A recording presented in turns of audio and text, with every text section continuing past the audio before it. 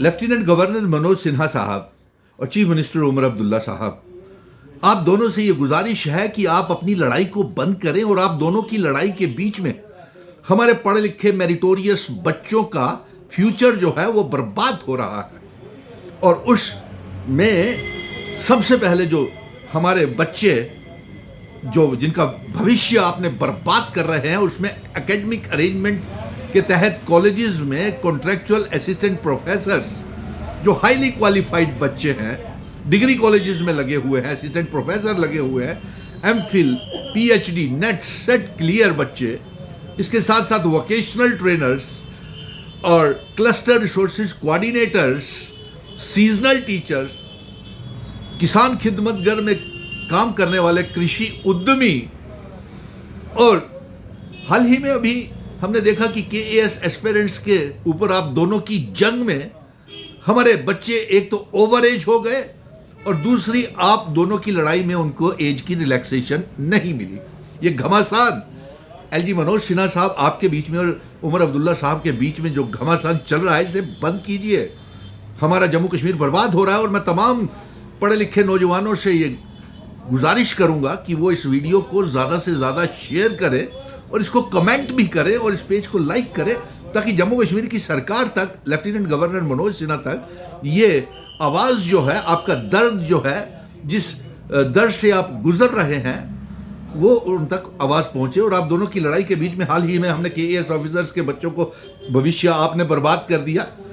आपने उसमें लेटर में देरी कर दी एज रिलैक्सेशन में, और एज रिलैक्सेशन में आखिरी दिन चीफ मिनिस्टर उमर अब्दुल्ला साहब ने एज रिलैक्सेशन के लिए कहा। उससे पहले आप बताइए, 3 दिन पहले एक कैबिनेट की मीटिंग होती है इसी महीने।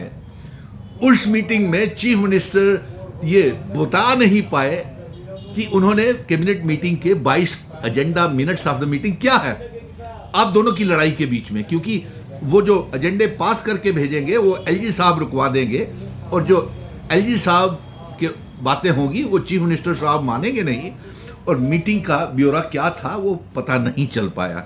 जबकि उसमें जानकारी के मुताबिक आपने वोकेशनल ट्रेनर्स के लिए नीड बेस्ड एकेडमिक अरेंजमेंट के असिस्टेंट प्रोफेसर्स के लिए, क्लस्टर रिसोर्सेज कोऑर्डिनेटर्स के लिए, कृषि उद्यमियों के लिए, किसान खिदमतगर में काम करने वाले सीजनल टीचर्स के लिए और डेली वेजर्स के लिए आपने खुद कहा कि चीफ सेक्रेटरी की जो रिकमेंडेशन आई है वो आपने एलजी साहब को फॉरवर्ड कर दी है, पीएचई, पीडीडी, पीडब्ल्यूडी के डेली वेजर्स की।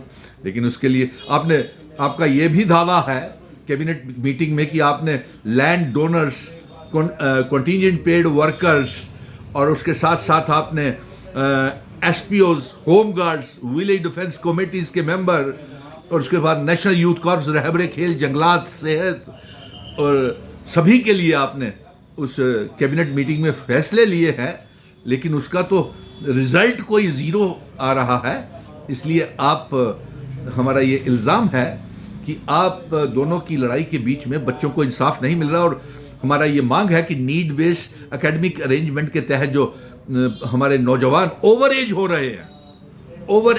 रहे हैं उनको कंटिन्यूशन मिलनी चाहिए, जॉब पॉलिसी बननी चाहिए और यूजीसी के ग्रेड जो है उनको कम से कम 57,000 सैलरी मिलनी चाहिए।